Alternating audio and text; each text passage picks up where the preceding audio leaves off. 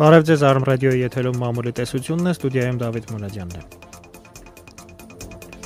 Առավոտ թերթը գրում է. Թուրքիան առավելագույնը կարող է Լեռնային Ղարաբաղի կարգավորման գործընթացի շրջանակներում սերտ աշխատանք տանել իր դաշնակից Ադրբեջանի հետ, նպատակ ունենալով ազդել նրա ոչ կառուցողական դիրքորոշման որոշակի փոփոխությանը։ Առավոտի հետ զրույցում անդրադառնալով եվրոպական տարբեր չինովնիկների արած այն հայտարարություններին, որ Թուրքիան դրական դերակատարում կարող է ունենալ կոնֆլիկտի կարգավորման հարցում, նրանց հետ իր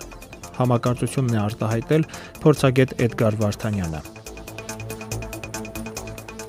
Ազգը կարծիք է հայտնել, թե Կազանի հանդիպմանը Ադրբեջանի նախագահ Իլհամ Ալիևը գնացել է Թուրքիայի թելադրանքով։ Դրա համար թերթի հոդվածագրի խոսքով հիմք է ծառայել Անկարայի լռությունը եւ Եվրամիության երկրների ցավակցական հեռագրերը։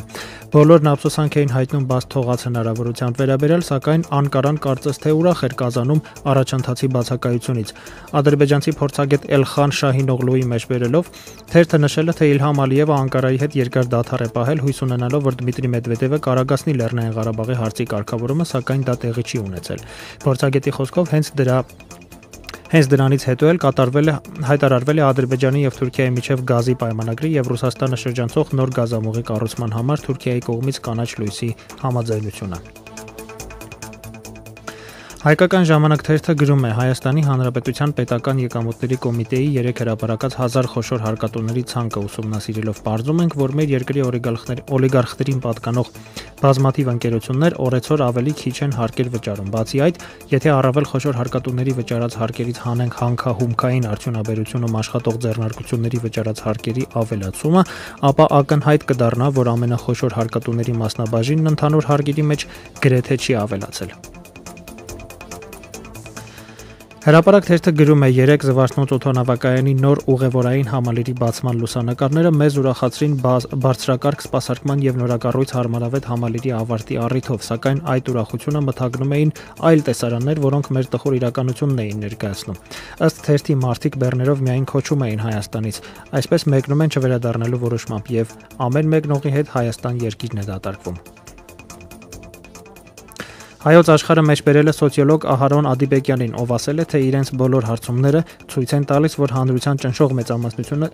շատ բացասական է վերաբերվում արտահերթ ընտրություններին, որևէ մեկին դա պետք չէ, հակին էլ ձեռնտու լինել չի կարող։ Նա ասել է, թե դա նման է նրան, երբ տղամարդն անընդհատ խոստանում է ամուսնանալ, բայց չի ամուսնանում, կամ ամուսնանում է ուրիշի հետ։ Ադիբեկյանի խոսքով, եթե ՀԱԿ-ը մասնակցեր տեղական ինքնակառավարման մարմինների ընտրություններին եւ ավելի քան 900 համայնքներից գոնե 100-ում հաղթեր ժողովուրդը, կասեր. «Կեցցեք տղերք, ժողովուրդը ձեզ վստահում է, հավատում է ձեր ծրագրերին»։ Բատոնո Նիկոլա Միխեիլ Սաակաշվիլին պետք է քիչ խմի, այդպես է վերնագրված Նովոեվրեմե թերթի հոդվածը, որը ներկայացնում է Վրաստանի նախկին նախագահ Էդուարդ Շևարդնաձեի հետ հարցազրույցը տեղական թերթերից մեկին։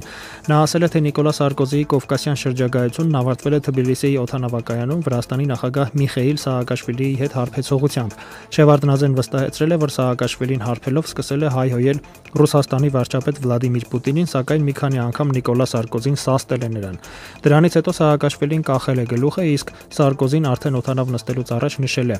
«Չակնկալես, թե Պուտինի ուղղությամբ ցեխ շպրտելով կստանաս Եվրոպայի աջակցությունը։ Դու անընդհատ խոսում ես Պուտինի մասին, բայց ես տեղեկություն ունեմ, որ դու ցանկանում ես հերթական անգամ նախագահ դառնալ։ Դա անընդունելի է Եվրոպայի համար»։ Եզրափակել է Նիկոլա Սարկոզին եւ թռել Փարիզ ծննդաբերող կնոջ մոտ։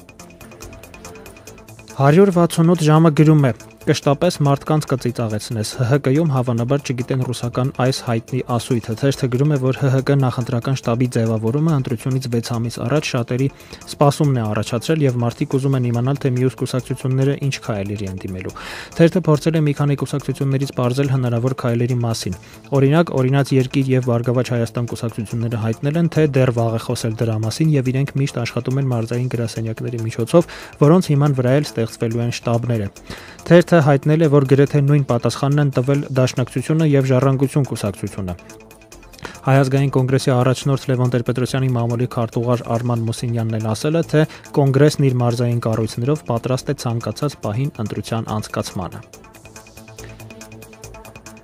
Ժողովուրդը Չակերտավոր զուգադիպություն է համարում, որ առաջիկա ընտրության նախաշեմին կառավարությունը որոշել է բյուջեի միջոցների հաշվին նորոգել բոլոր մարզերի գրեթե բոլոր համայնքների փողոցները, դպրոցները, մանկապարտեզները, մշակույթի տները, քաղաքների բազմաբնակարան շենքերի տանիքները եւ այսպես շարունակ։ Թերթը հիշեցրել է, որ դրա համար կառավարությունը պահուստային ֆոնդից հատկացրել է 10 միլիարդ դրամ յուրաքանչյուր մարզին։ Իհարկե դրական է, երբ կառավարությունն ուշադրություն է դարձնում մարզերի համաչափ զարգացմանը, սակայն տարօրինակն այն է, որ մարզերի հանդեպ նման մեծ ուշադրություն կառավարությունը ցուցաբերում է խորհրդարանական ընտրություններից կես տարի առաջ, գրում է թերթը։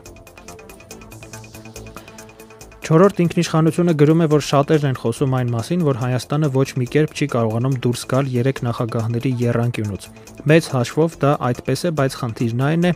որ անձերն այստեղ կապ չունեն։ Խոսքը պետության զարգացման 3 տարբեր հայեցակարգերի մասին է, նշում է թերթի հոդվածագիրը։ Ըստ թերթի Հայաստանի առաջին նախագահը որդեգրել էր երկրի տնտեսությունը վերականգնելու, պետական կառավարման համակարգ ստեղծելու, պատերազմում հաղթելու եւ էներգետիկ ճգնաժամը հաղթահարելու հայեցակարգը։ Իսկ երկրորդ նախագահի օրոք ըստ թերթի չի արվել ազատագրված տարածքների բնակեցումը, իսկ տնտեսությունը չի դարձել ավելի ազատական եւ մրցունակ, փոխարենը երկրի ունեցած-չունեցածը վաճառվել է այլ պետություններին կամ տրվել պարտքի դիմաց։ Դա թերթն անվանել է ոչինչ չանելու հայեցակարգ։ Ըստ չորրորդ ինքնիշխանության երրորդ նախագահը փորձել է լուծել մի քանի ռազմավարական հարցեր, սակայն թերթի կարծիքով արդյունքի հասնելու համար պետք է հրաժարվել ոչինչ չանելու հայեցակարգից։ Գոլոս Արմենիի թերթը գրում է, Եվրոպական վերակառուցման եւ զարգացման բանկը կանխատեսում է Հայաստանի 2011 թվականին 4.5% տնտեսական աճ, իսկ 2012 թվականին 3.5%։ Այդ մասին ասել է ՎԶԵԲ փոխնախագահ Յան Ֆիշերը, իսկ հաղորդել է առկա գործակալությունը։ Կանխատեսումներն արվել են հաշվի առնելով ընթացիկ եւ համաշխարհային տնտեսական իրավիճակը, նշել է Ֆիշերը։ Եվ վերջում մեկ լուր հոգևոր իրադարձություններից Հայաստանի Հանրապետություն թերթը գրում է, որ Սուրբ Հրեշտակապետած տոնին Մայրաթոր Սուրբ Էջմիածնում հանդիսապետությամբ նորին Սուրբոծություն Տեր Գարեգին երկրորդ ծայրագույն պատրիարք եւ ամենայն հայոց կաթողիկոսի տեղի է ունեցել Սուրբ Հրեշտակապետած եկեղեցու օծման արարողությունը։ Սուրբ Հրեշտակապետած եկեղեցու հիմնարկելը կատարվել է 2007 թվականի սեպտեմբերի 10-ին, 2011 թվականի օգոստոսի 23-ին եկեղեցու խաչերի օծումը։ Եկեղեցու նավակատիքը կատարվել է նոյեմբերի 4-ի երեկոյան։ Այսքանն ենք պատրաստել մամուլի տեսության համար, ստուդիայում Դավիթ Մուրադյանն էր, ցտեսություն։